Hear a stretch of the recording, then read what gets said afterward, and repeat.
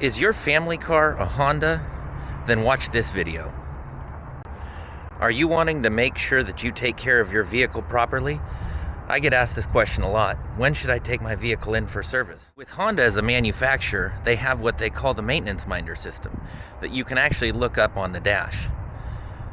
Based on cycling from key on to key off and how warm the engine gets, it will actually tell you when you need to come in and bring it in for service.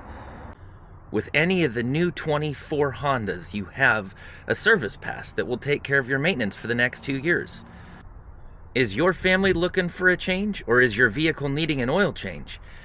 Either way, send me a message. Follow me for more automotive tips.